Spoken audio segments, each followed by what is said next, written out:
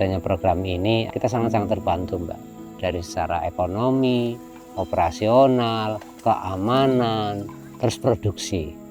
Secara tidak langsung saya bisa menjembatani atau ilmu-ilmu yang apa saya dapat dari pelatihan itu saya kasihkan secara pelan-pelan.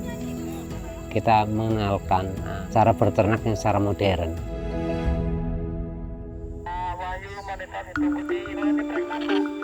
Oke. Sapi itu sebenarnya sudah ada di kebun sawit, ya, milik masyarakat sekitar perkebunan. Nah, cuma itu kan liar. Karena sapinya tidak digembalakan terkontrol, maka sapi itu juga masuk ke areal milik perusahaan. Nah, dampak negatifnya ya konflik-konflik sosial antara masyarakat dengan perkebunan. Lalu juga sapi produksinya tidak bagus, ya. Kadang mereka mau jual aja susah. Kalau digembala di kebun sawit itu tidak bisa sembarangan, ya, harus ada aturan-aturan atau koordinasi dengan aktivitas di areal perkebunan.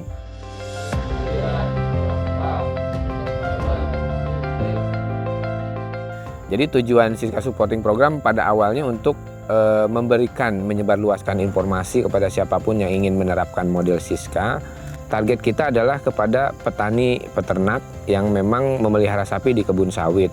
Tetapi pendekatan kita juga melalui perusahaan perkebunan, melalui pemerintah daerah setempat, ya, provinsi ataupun kabupaten, untuk bagaimana mereka bisa mengadopsi model pemeliharaan sapi di kebun sawit yang pernah kami lakukan. Kita mendukung dari sisi pengembangan sumber daya manusianya.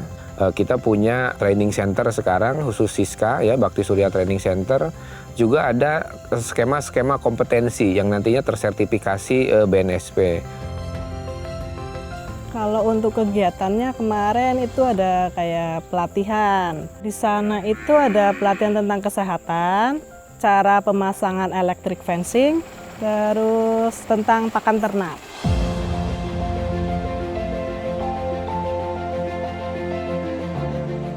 Dampak yang paling signifikan adalah kami bisa memperkenalkan satu model penggembalaan yang terkontrol.